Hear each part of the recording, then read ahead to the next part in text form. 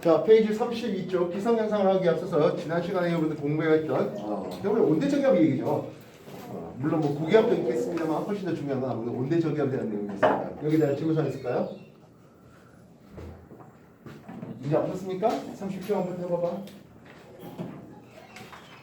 집 깨끗하다. 미스안? 왜 이렇게 깨끗합니까? 풀었어요? 채점 왜 안 했어? 했어? 아이씨, 미안합니다. 이 초점을 못 맞추는데요. 카메라가 초점을 못 맞춰요. 왔다 갔다 해요. 저기까지 보여요? 네. 31번 다 풀었어요? 말이 없어. 다 했어요. 다 했어요? 세연 30점 해봐요. 다 하셨어요? 네. 좋습니다. 자, 그럼 32쪽 기상현상이라고 하는데요. 뭐 앞에 악을 쓰네요. 뭔 뜻이지? 나쁜. 어? 나쁜. 악기상. 그리고는 일반적으로 우리가 평온하게 살기가 좀 어렵게 만드는 기상현상들 얘기합니다. 대표적인 악기상으로 우리한테는 태풍, 열대, 저기압을 드리도록 하겠습니다. 열대 저기압 페이지 32쪽에 제일 첫 번째 나오는 것 같습니다. 맞습니까? 열대 저기압이 있었는데요. 앞에 우리가 배운 게 뭐였는데? 온대. 그치, 온대 저기압이죠. 온대 저기압의 생김새는 저기압이 있고, 그지? 한랭저서가 온난전설 동반하고 있습니다. 반면 태풍, 열대 저기압은요, 이런 한랭저서, 온난전설, 전설 동반하지가 않아요. 등압선을 보면 얘는 대체로 사다리꽃 모양의 등압선을 가집니다. 반면 열대 저기압은 이런 동심원 모양으로, 그리고 등압선이 굉장히 좁아요. 그 말은 풍속이 훨씬 더 빠르거든 하겠습니다. 이해됐습니까? 그래서 전선을 동반합니까? 그러지 못합니까로 분류해볼 수 있겠습니다. 발생 장소를 한번 생각해봤습니다. 온대 저기압이 발생한 장소 어디였습니까? 주로 한대 전선대에서 이제 발생한다 했습니다. 에너지원은 우리가 찬 공기, 따뜻한 공기가 이렇게 만들어졌을 때 이쪽이 북쪽이고 남쪽이었다 했죠. 기층의 공기, 기층의 EP, 포텐셜 에너지 차이가 에너지 원이라 했습니다. 그래서 이 온대 저기압이 발생하는 과정에서 최종적으로 아래쪽에 찬 공기가 아래쪽에 찬 공기가 위쪽에 따뜻한 공기가 채워지는, 이렇게 돼버리면 이쪽에 따뜻한 공기, 찬 공기 있었죠? 이렇게 되면 소멸한다 했습니다. 소멸되는 방법은 이렇다고 했네요. 그렇다면 열대 저기압은 어디서 발생합니까 하네요. 열대 저기압은 열대 해상에서 발생합니다.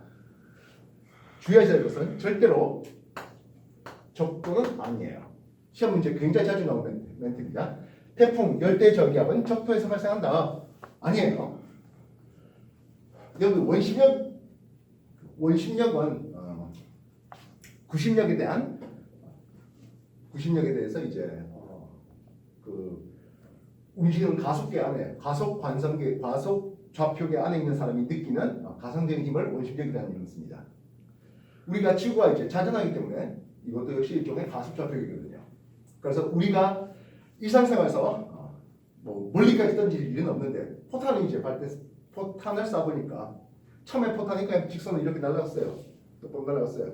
근데 폭신 기술이 이제 발달하면서 멀리 쏘다보니까 이게 오른쪽으로 휘어서 맞춰져요. 도대체 그게 왜 그럽니까에 대해서 연구한 결과 지구가 자전하는 과정에서 진행바에 오른쪽 휘게 만드는, 흔히 말하는 코리오리 효과라는 이름을 쓴대요. 지구 자전에 의한 효과가 인해서 그걸 우리는 이름이 전향력에 의해서 휘게 만든 힘인데요. 적도 쪽은 전향력이 아예 0이에요. 그래서 적도에서 만들지는 않습니다. 그랬어요. 에너지원은 수증기의 은결열이 그 에너지원입니다. 다시 말하면 수증기의 공급이 차단되면 소멸될 수 있는 것은 찬 바다로 가거나 또는 육상의 상륙, 육상에 상륙하면 태풍의 세력이 약화되며 소멸될 수가 있겠습니다. 이해됐습니까? 그렇다면 온대저기압은 어떻게 움직였습니까? 하면 온대저기압은 서에서 동으로 이렇게 움직였습니다. 뭐 따라서? 편서풍 따라서요. 반면 열대저기압은 위도 30도 인근에서 이렇게 커브가 꺾이는데요. 위도 0도에서 30도 사이에서 바람은 이런 바람이 붑니다. 이것을 우리는 무역풍이라고 불러요. 그래서 열대 해상에서 발생한 태풍이 무역풍에 의해서 올라오다 보니까 이 진행 방향에 대해서 자꾸 부딪히네요. 이쪽으로 휘어지게 됩니다. 30도 더 넘어서는 이런 바람이 붑니다. 편서풍입니다. 이해됐습니까? 그래서 이런 포물선을 따라서 움직이는 게 태풍 열대저기압의 모습이에요. 그렇다면 태풍이 이 전향점을 지나서는 진행 방향으로 편서풍이 밀어주기 때문에 여기서 천천히 갔지만 금방 지나오는 것을 볼 수 있습니다. 이해됐습니까? 그래서 열대 해상에서 풍속 17m/s 이상으로 만들어지는 이런 태풍인데요. 이 태풍도 어쨌든 저기압이지 않습니까? 그지? 이해되시겠어요? 태풍이 이렇게 우리나라를 지나가도록 하겠습니다. 이해됐습니까? 태풍이 L1, L2, L3 시간 따라서 이렇게 움직여왔습니다.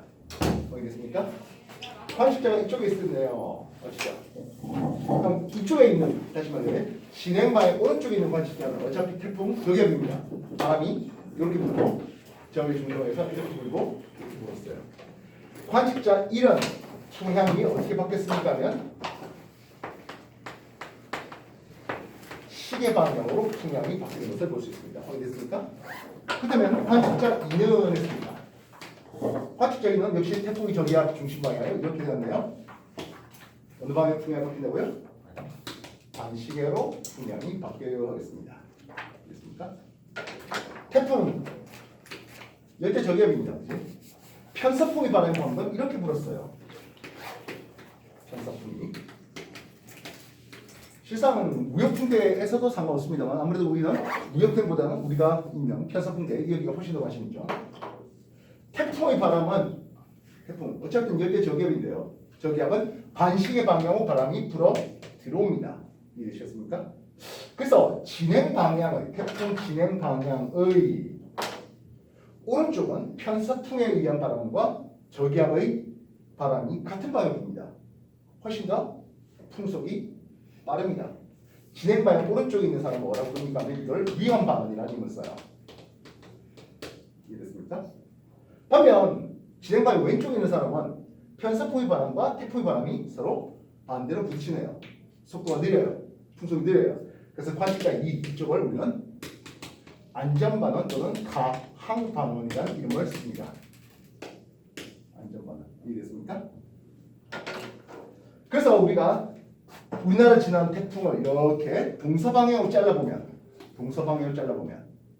알겠습니까? 동서방향으로 잘라보면 태풍 진행의 태풍의 여기에 저기압이 중심인데 동쪽 방향의 진행 방향 오른쪽이니까 이해되셨어요? 서쪽 동쪽 방향이 훨씬 더 구름이 크게 발달하는 것을 볼 수 있습니다.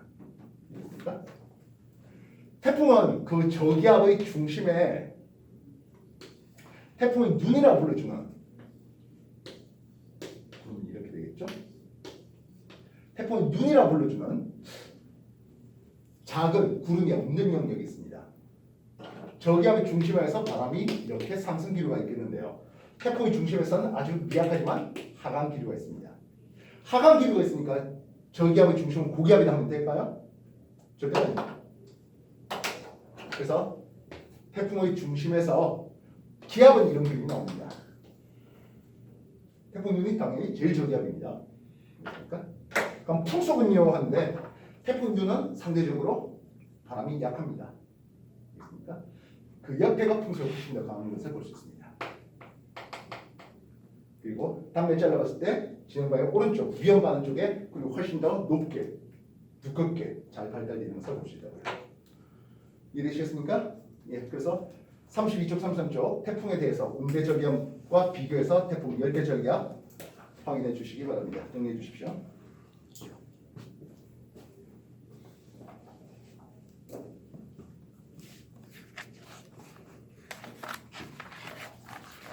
못밖에 아닌데 왜 하원이 태풍의 중심에서 왜 하강기후가 생깁니까? 하는 사람들은 여러 가지 원인을 지금 얘기들 하고 있습니다. 뭐 각 나라마다 그러니까 이제 그 북미 쪽에서는 허리케인이라고 불러주고 있죠. 남미 쪽에 그리고 남반구 쪽에서 뭐 윌리 이런 이름을 쓰는데요. 여러 학자들이 연구하고 있는데 아직까지 뭐 완벽하지는 않습니다. 태풍이 소용돌이 치는 일련 과정에서 벽에 부딪혀서 하강기후가 생긴다고 하는 게 공기의 소용돌이가 이 벽에 부딪히면서 하강기후가 생긴다고 하는 뭐 일단 그런 이름들이 뭐 가장 유력하고 있습니다. 아직 뭐 정확하게 밝혀내지 못하고 있습니다. 뭐 여러분들이 얘기할 수도 있겠죠. 그런 자막. 어쨌든 태풍의 저기압, 태풍의 중심에서 하강 기류에 대해서 고기압이 되면 안 된다고요. 가장 태풍은 기압이 낮은 쪽입니다.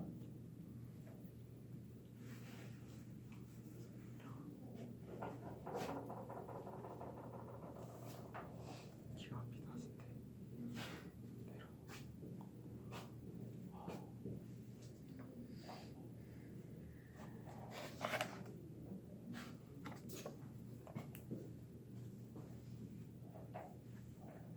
아니 우리나라에 태풍 불어오면 좋을 거 없죠, 그죠? 뭐 특히 과일이 이제 수확하는 시절에 이제 태풍 불어오면 낙과 과일 이제 떨어지면 학교 쉴 수도 있잖아요. 학원도 어쩌면 안 갈 수도 있고.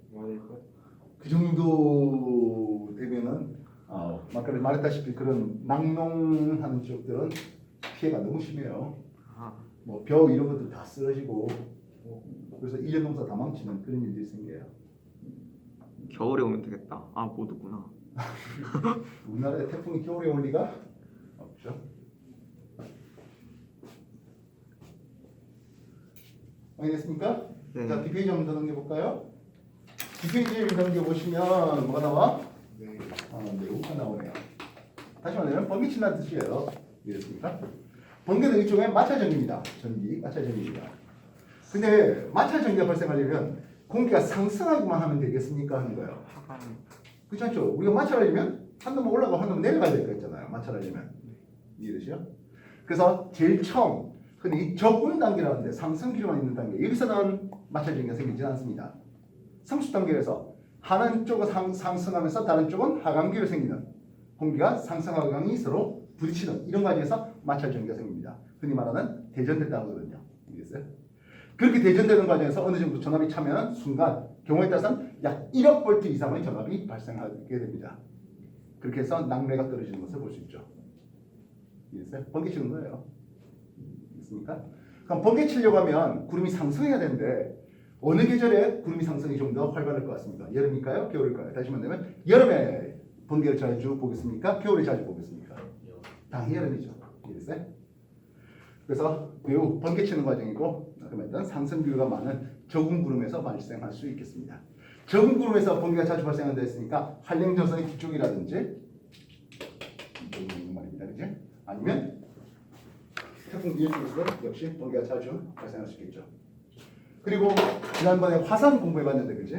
그래서 안산 또는 유남쪽 화산이 터지는 그래서 우리가 서귀편 경기에서 터지는 화산 이때도 역시 굉장히 강한 상승 기류와 함께 수증기도 많이 발생하다 보니까 거기서도 역시 마찬가지 번개가 많이 치는 것을 볼 수가 있습니다. 됐습니까?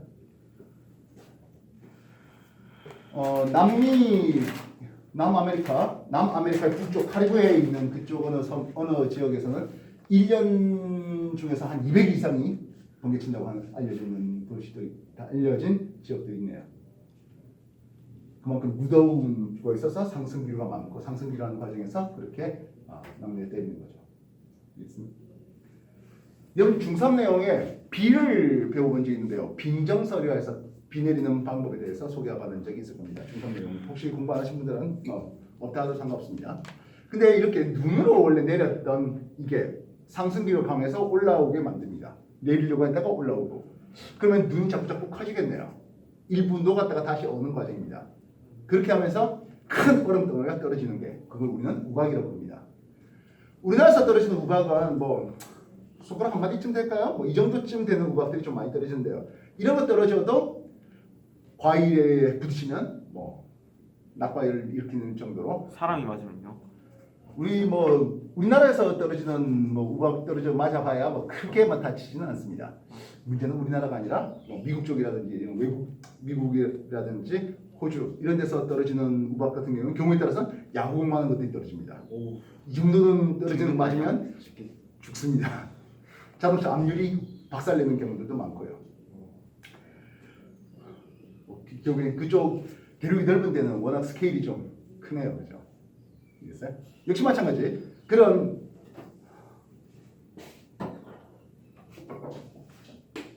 우박을 만들려고 하면 적은 구름이 생겨야 됩니다. 적은 구름은 또 언제 생기겠다고요?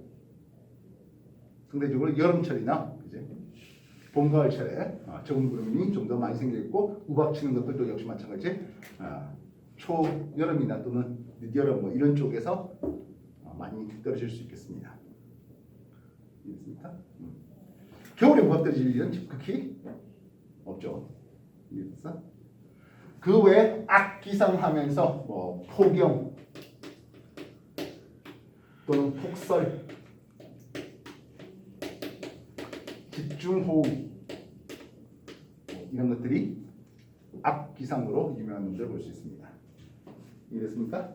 예. 그런 내용까지 해서 페이지 35쪽까지 한번 더 봐주십시오. 실상 오늘 배우는 32쪽 악기상인 것은 그렇게 어려운 단어는 아닐 것 같습니다. 태풍만 관심 있게 보시면 될 것 같습니다. 알겠습니까?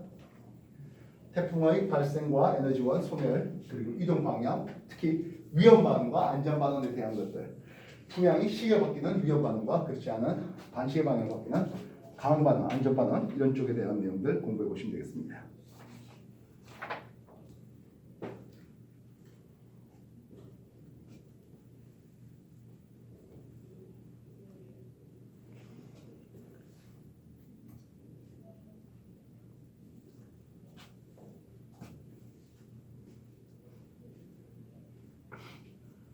보충들을 꼭 다 보시고요.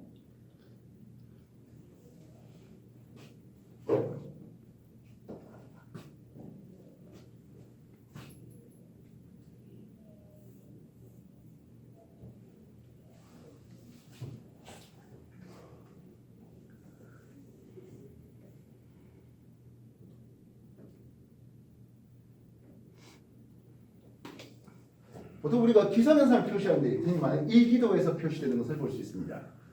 가운데 동그라미 넣고 이제 구름 운량에 대해서 나타내네요. 잔뜩 구름이 꼈습니다 하는 것들 나타낼 수 있겠죠. 이렇게 해놨습니다. 이건 뭡니까 하면 풍향을 나타내는 겁니다. 북쪽과 서쪽에서 오는 바람이다. 이건 북서풍이라는 것을 쓸 수 있겠죠. 알겠어요? 바람이 어디로 갑니까가 아니고 어디에서 옵니까입니다. 북쪽과 서쪽 방에서 오는 이거는 북서풍이라는 풍향을 나타내고 있는 기호입니다. 알겠습니까? 여기에 풍속을 쓸 수 있겠는데 긴 거 하나는 5m/s, 짧은 거 하나는 2m/s. 그러니까 풍속은 7m/s라고 보시면 되겠습니다. 이렇게 점 찍어놓으면 뭡니까 하는데 이건 비 오고 있다는 뜻입니다. 이렇게 하는 거는 쏘아이 떨어지고 있다는 뜻입니다. 이건 안개 끼고 있다는 뜻이죠. 알겠습니까? 그럼 일기기호도 표시가 될 수 있겠습니다. 구름 잔뜩 끼고 안개 꼈다? 그럴 수도 있겠죠. 됐어요? 그리고 기온과 이슬점을 나타낼 수도 있겠네요. 이슬점은 뭐예요? 이슬이 되는 예, 이슬되는 온도, 숭해가 응결이 되는 온도가 되겠습니다. 그 다음에 여기 숫자가 적혀 있는데 세 자리 숫자가 적혀 있습니다. 요 세 자리 숫자가 기압을 나타내는 거예요. 근데 첫 자리 숫자가 0에서 4 사이에 있는 숫자라면 하겠습니다. 요거는 1000 베이스가 됩니다. 그래서 숫자를 1, 2, 3 쓰면 1000, 12.3 헥토파스칼 이렇게 압력을 나타낼 수 있습니다. 205 무슨 뜻이야? 1020.5 헥토파스칼 이렇게 쓰더라고요. 이해됐어? 그렇다면 첫 번째 숫자가 4가 넘어가는 5에서 9 사이에 들어가면 어떻게 되겠습니까? 한데 이렇게 되면 900 베이스가 되는 겁니다.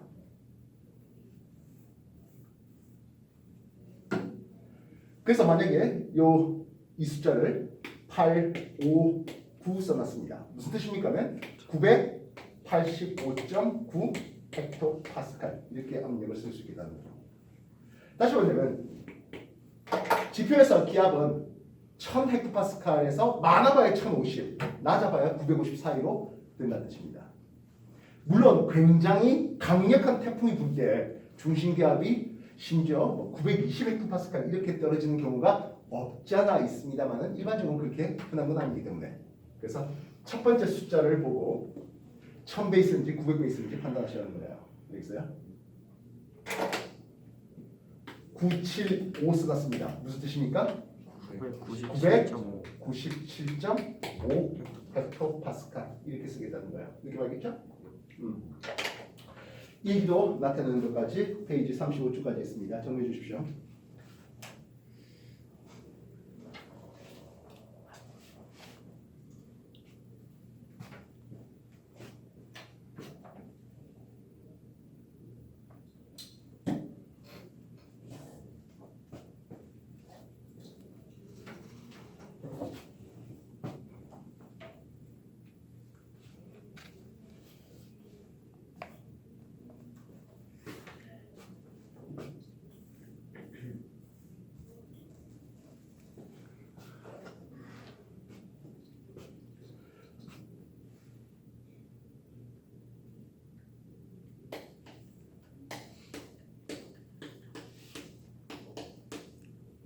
등압선이라고 해서요.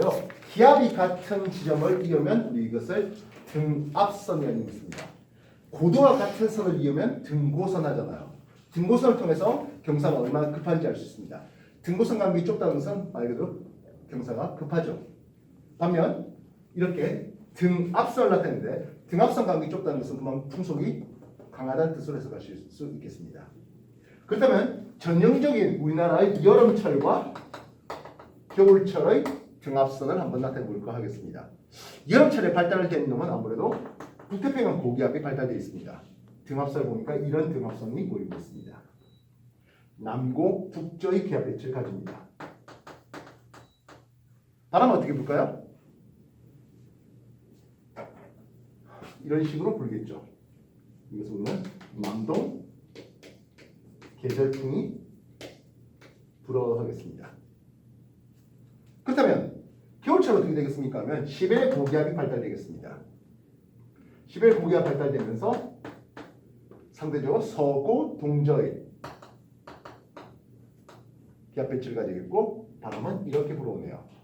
북서 계절풍이 불어오는 것을 볼 수 있습니다. 등압선 간격을 볼 때 어느 쪽의 바람이 훨씬 더 빠르다? 겨울철 바람이 훨씬 더 빠르다. 알겠습니까? 여름철에 바람이 그렇게 세게 불지는 않는데요. 겨울철은 훨씬 더 매서운 바람이 불 수 있겠습니다. 자, 이 정도로 베이스를 해갖고 페이지 36페이지 한번 넘겨볼게요. 계획 가지기 있습니다. 시작하십시오.